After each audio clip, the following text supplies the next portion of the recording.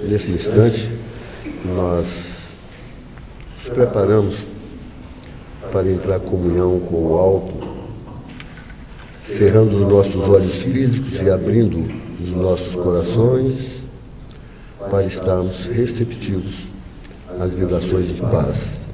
Excelso Mestre Jesus, é por acréscimo de misericórdia vossa que nos dá a oportunidade de aqui nos encontrarmos. Esperamos, Mestre, que sejamos merecedores do amparo vosso e dos vossos prepostos.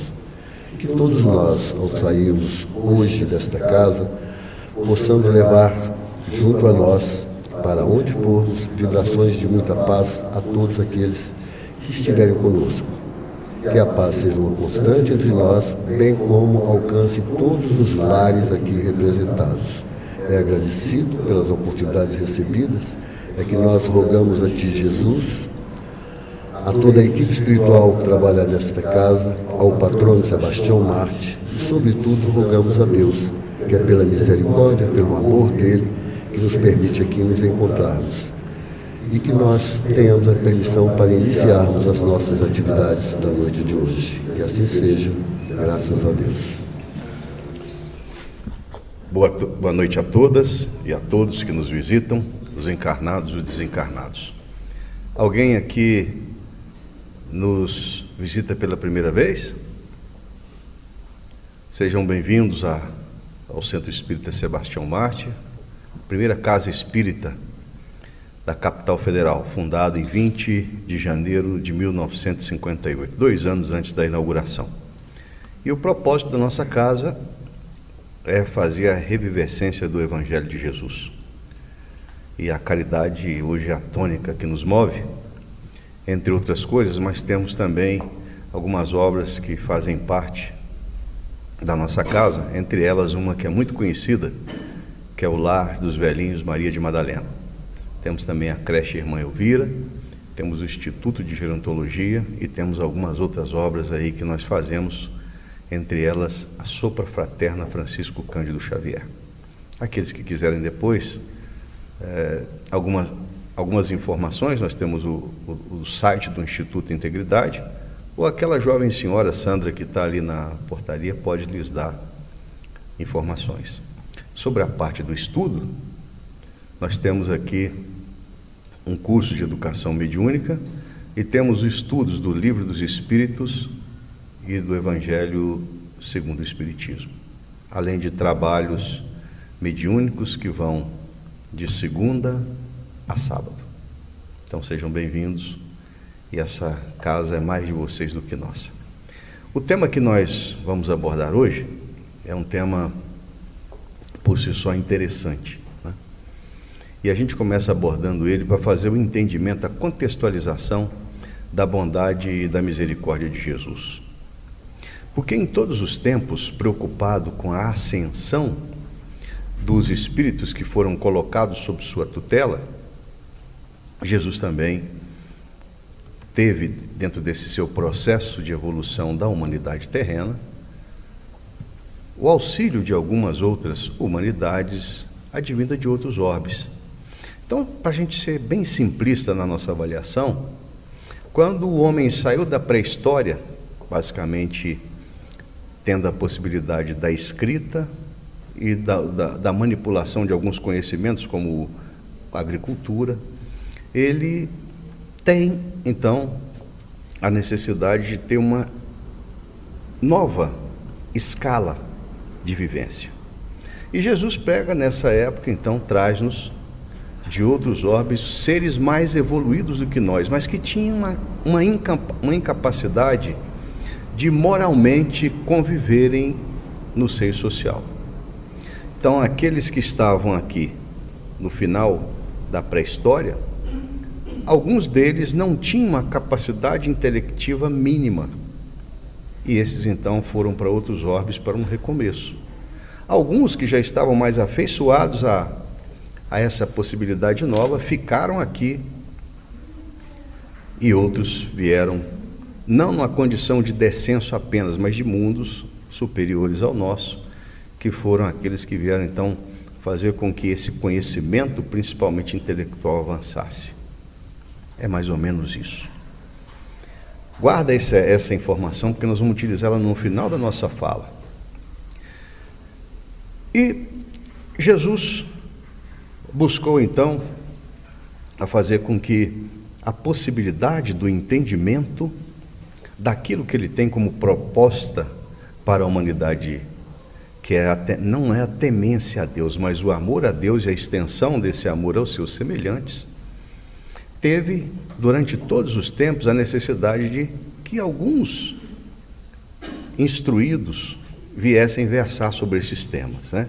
Então, se nós entrarmos na Antiguidade, a gente vai ter lá os Vedas, nós vamos ter lá Buda, Krishna e outros tantos que vieram, mas lançaram essas luzes setorialmente. Nem todos tinham a capacidade de apreender, até porque os seres que tinham a capacidade de pegar de apreender esses ensinamentos, muitos deles cerceavam esse ensinamento, esse conhecimento.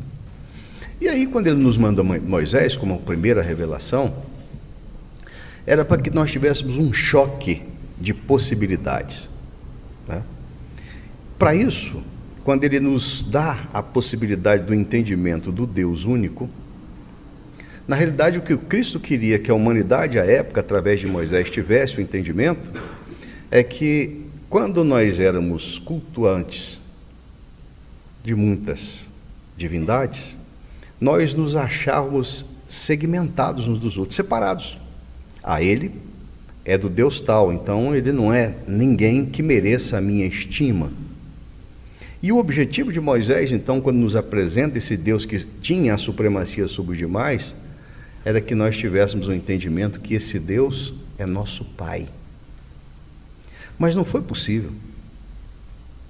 E aí, quando Jesus quis dar a apresentação maior dessa divindade, ele vem nos dar o entendimento que esse Deus de Moisés, que era o Senhor dos Exércitos, aí Jesus trouxe que esse Deus como Pai faz-nos irmãos uns dos outros. Esse é o ponto principal. E quando esteve conosco, Jesus também quis basicamente colocar o tripé dessa possibilidade nossa de alcançar a divindade da seguinte forma: primeiro, sobre essa lei de Deus, que na realidade é um código de conduta para facilitar que nós alcancemos a nossa evolução, ou a nossa angelitude, se assim quisermos. O segundo, dá-nos o entendimento que essa vida, que transcende a única existência, ela é possível. Porque no Sermão da Montanha, que é um trecho que nós vamos abordar hoje, o Cristo deixa de forma muito clara que a nossa felicidade não é aqui, ela é projetada para um momento seguinte. E ele deu-nos esse ensinamento e depois exemplificou, fazendo com que, quando ele vence a morte, fazendo com que aqueles incautos, ou os que não temiam, colocassem as mãos sobre suas chagas, confirmassem a sua palavra. Mas a terceira e mais importante vertente que o Cristo queria que nós entendêssemos é que o amor é o destino final de todo ser humano. E a ação desse amor é que nós temos dificuldade de entender. No Evangelho segundo o Espiritismo, que é a terceira obra da codificação, ele começa com: não vim destruir a lei, no primeiro capítulo; meu reino não é deste mundo, no segundo capítulo; há muitas moradas na casa do meu pai, no quarto capítulo; no terceiro capítulo; no quarto capítulo, não se pode ver o reino de Deus se não nascer de novo; e o quinto capítulo, que é motivo da nossa fala hoje, ele é o mais longo, o mais instrutivo, e que muitas vezes nós não damos a ele a necessária atenção. O capítulo diz: bem-aventurados os aflitos. Esse tema não está no Sermão da Montanha. Nas 9 bem-aventuranças não alberga bem-aventurados os aflitos. Mas o que Kardec fez sobre a inspiração do Espírito de Verdade? Ele fala nesse capítulo sobre as aflições vividas pelo ser humano. Os sofrimentos. O capítulo, ele fala sobre os sofrimentos. Para que possa ser endereçado ao 6º capítulo, que é o Cristo Consolador, o entendimento da proposta crística, para que nós entendamos o projeto de Deus para a humanidade, vivendo no amor. Então vamos lá, nessa pequena alusão que Lucas faz no capítulo 6 e que Mateus faz no capítulo 5, falar então sobre as aflições. Esses trechos, os 2 trechos do Sermão da Montanha de Lucas e de Mateus, o Cristo então remete para aqueles que experimentam o sofrimento, as dores aqui, para lançar sobre o futuro uma vivência firme de que o que passa fome será saciado, o que chora rirá. Enfim, ele coloca no momento seguinte, mas aí a gente abre espaço para Kardec falar o seguinte: e quais são aqueles de nós que sofremos porque nós mesmos somos os construtores do nosso sofrimento?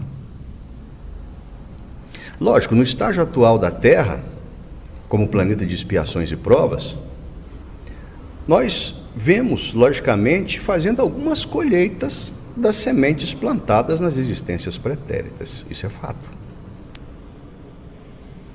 Mas quantos de nós não temos enveredado para caminhos que desde logo se confrasem ou se consubstanciam em sofrimentos que nós haveremos de experimentar?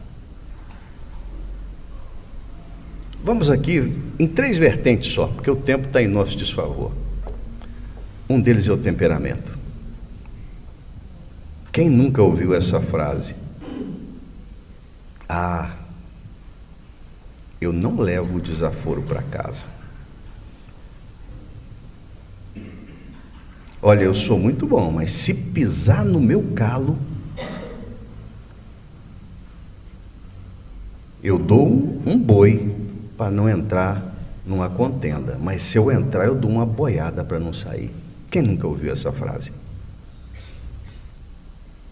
E nesse temperamento nós não entendemos, ou se entendemos, não fazemos questão de entender, que aqueles que habitam conosco, ou que vivem no contexto da sociedade conosco, muitos deles têm temor de nós. Alguns têm asco de nós que assim agimos. E poucos têm pena de nós. Porque esse temperamento meu nada mais é do que o entendimento equivocado e egoísta de que a proposta de Jesus, que era o príncipe da paz, jamais era a contenda. Ele falava diferentemente disso. Olha, se você veio aqui no templo fazer uma doação, uma oferenda, vai primeiro lá, se você tem qualquer tipo de entreveiro com seu irmão, acerta com ele, purifica o seu coração, santifica os seus sentimentos e volta aqui para Deus. Então, aquele que nós muitas vezes fazemos questão de pisar no seu calo, esse nosso temperamento, às vezes é mais ou menos assim: ah, deixa o fulano, na primeira oportunidade eu pego ele de jeito. Então nós estamos ali arquitetando um plano, tendo sentimentos que alteram a nossa pressão arterial, a nossa temperatura corporal, a nossa disposição, e eu estou na produção mental de verdadeiros germes que muitas vezes se consubstanciam em doenças. Vamos passar para o seguinte: os vícios. Essa é uma parte mais difícil. Quando o nosso querido Paulo de Tarso, certa feita, nos disse que tudo me é lícito, porém nem tudo me convém. Vamos num aqui que, graças a Deus, né, nós já estamos, a sociedade brasileira tem experimentado cada vez menos.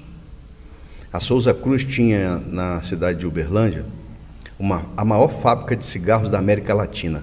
Hoje fechou, porque não tem mais fumantes, não tem mais demanda para ter essa fábrica. Mas muitos ainda se comprazem desde a mocidade com o tabaco.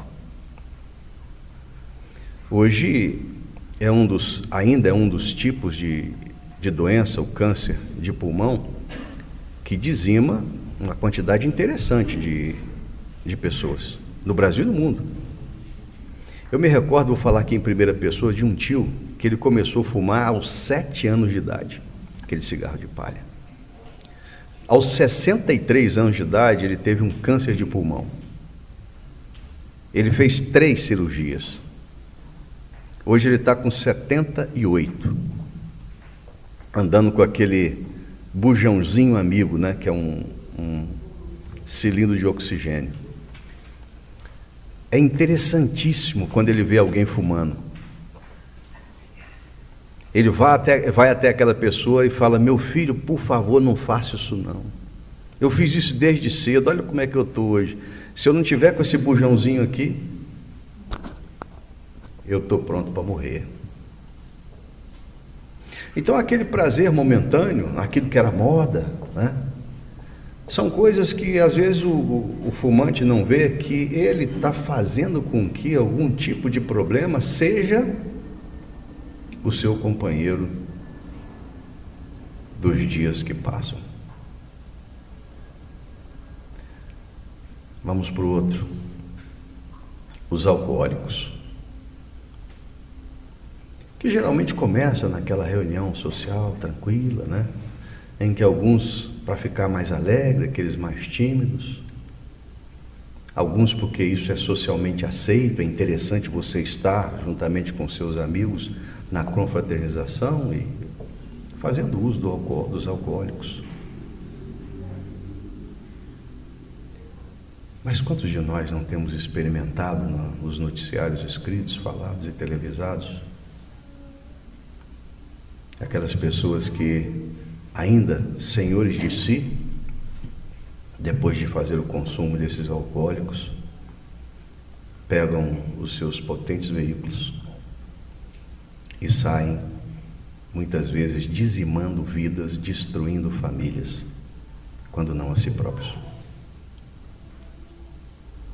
Então essa é uma causa de aflição, assim como o tabaco, plenamente evitável. Não é que Deus vai lhe infligir alguma pena, é o uso do seu livre-arbítrio. Relembremos Paulo: tudo me é lícito, mas porém tudo me convém. Nem tudo me convém.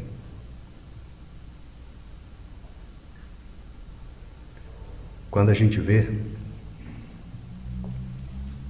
com tristeza, né, que às vezes essas pessoas que atropelam, que matam, ou que algumas ficam aí depois numa cadeira de rodas, fazendo com que os seus familiares que poderiam tomar conta das suas vidas tenham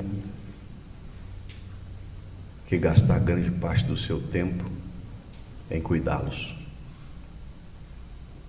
Então, assim como fumo, o álcool também é evitável. E tem um terceiro deles que eu acho muito importante falar, que é a educação dos nossos filhos.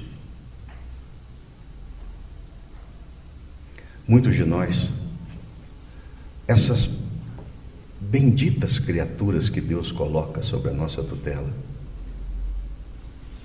e que nós temos um compromisso espiritual assumido, negligenciamos isso. Porque desde a mais tenra idade, essas criaturas são moldáveis, mesmo sendo o Espírito Eterno que traz uma bagagem muito grande, mas nós podemos pegá-lo pelas mãos e pelos nossos exemplos, fazê-los pessoas de bem. Vimos com muita tristeza a veiculação, dia desse, na grande mídia, de um caso em que uma serviçal trabalhava numa casa por mais de 20 anos. E que essa família tratava essa pessoa com uma rispidez muito grande, em que pese ela fosse uma pessoa muito importante naquela família, na criação dos seus filhos. Mas a rispidez com que essas criaturas tratavam essa pessoa fez que um filho adolescente, que fora contrariado por essa pessoa, agredisse-a, colocando-a em condições de saúde dificílimas. O pai depois teve que contratar um advogado para fazer com que aquele ensinamento que ele deu para o filho pudesse ser tratado por profissionais da área do direito, para minimizar o estrago feito. Então, as aflições que nós temos com os nossos filhos, muitas delas vão dos pendores iniciais que nós não damos o tratamento devido.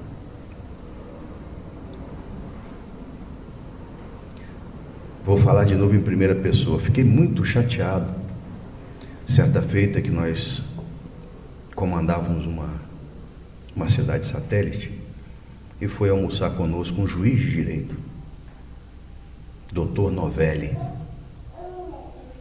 e começou um papo. E eu sabia do caso, mas as pessoas que estavam lá não.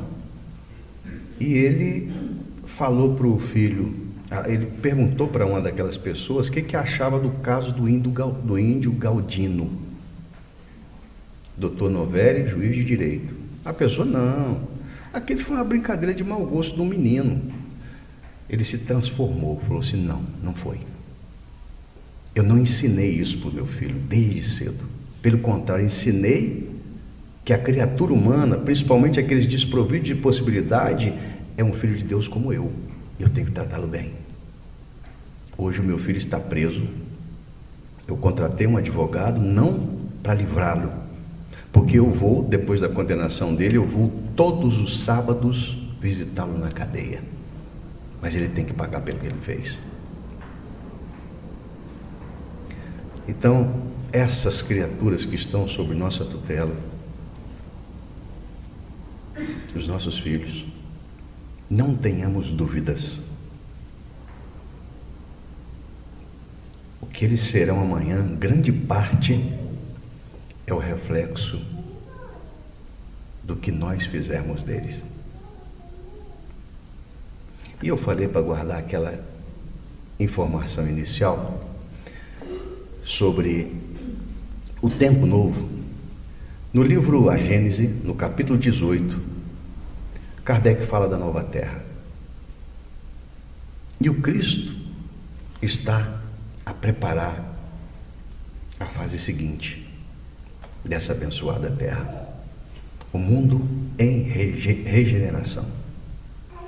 E o DNA desse mundo novo necessariamente passa por aquelas pessoas que já fazem hoje apenas a satisfação dos seus erros das encarnações pretéritas, tentam saudá-los, e não que fica fazendo das possibilidades que são dadas mais aflições a serem experimentadas. Novamente, o tempo é chegado em que muitos dos que estão aqui não poderão fazer parte dessa terra. Eles terão que fazer um reinício. E muitos de nós, pela maldade que fazemos questão de exercitar, seremos aqueles que iremos para os planetas onde pranto e ranger de dentes. É um quadro tímido para falar do sofrimento que iremos experimentar. Isso não é uma ameaça. Não. É apenas um lembrete. Porque aquele que está hoje entendendo que a proposta de Jesus, da amorosidade, da caridade, que é o amor em ação, pode fazer com que eu me livre das minhas más tendências, buscando, acima de tudo, entender que o projeto de Jesus sempre será melhor que o meu. E nós encerramos a nossa fala buscando aqui um texto do livro Religião dos Espíritos, onde o nosso querido Chico, lá no ano de 1959, quando chegou em Uberaba, as reuniões do Centro Espírita da Prece, ele terminava, Emmanuel, aqueles assuntos das cartas consoladoras que eram mais falados, ele fazia um comentário e ele coloca aqui a reunião do dia 13 de fevereiro, examina a própria aflição. Tomara que não sirva para ninguém aqui, tá? Diz Emmanuel: examina a própria aflição para que não se converta a tua inquietude em arrasadora tempestade emotiva. Todas as aflições que se caracterizam por tipos e nomes especiais. A aflição do egoísmo chama-se egolatria. A aflição do vício chama-se delinquência. A aflição da agressividade chama-se cólera. A aflição do crime chama-se remorso. A aflição do fanatismo chama-se intolerância. A aflição da fuga chama-se covardia. A aflição da inveja chama-se despeito. A aflição da impaciência chama-se intemperança. A aflição da injustiça chama-se crueldade. Cada criatura tem a aflição que lhe é própria. A aflição do reino doméstico e da esfera profissional, no raciocínio e do sentimento. Os corações unidos ao sumo bem, contudo, sabem que suportar as aflições menores que têm na estrada é evitar as aflições maiores da vida. E por isso, apenas eles, anônimos heróis da luta cotidiana, conseguem receber e acumular em si mesmos os talentos de amor e paz revelados por Jesus aos sofredores da terra, quando pronunciou no monte a divina promessa: bem-aventurados os aflitos. Fiquemos em paz. Nós agradecemos a Jesus, a toda a equipe espiritual da Casa Sebastião Marte, ao patrono desta casa, e agradecemos sobretudo a Deus pela oportunidade que estamos tendo de buscar um pouco de esclarecimento, esperando que nós consigamos colocar esses esclarecimentos em nossos corações, em nossas mentes, mas principalmente que os coloquemos em nossas mãos através da prática. Que todos nós possamos levar para os nossos lares as vibrações de muita paz. Agradecido imensamente por tudo que temos recebido, nós pedimos à equipe espiritual, aqueles que são os médicos, são os bioquímicos, os químicos, que eles possam se utilizar das energias próximas da natureza e coloquem nessas águas que nós vamos usá-la para que possa tratar o nosso corpo e nosso espírito. É imensamente feliz pela oportunidade recebida, que nós agradecemos e pedimos a Jesus, a toda a equipe espiritual, ao patrono e sobretudo rogamos a Deus que nos permita encerrar este encontro da noite de hoje. Que assim seja, graças a Deus.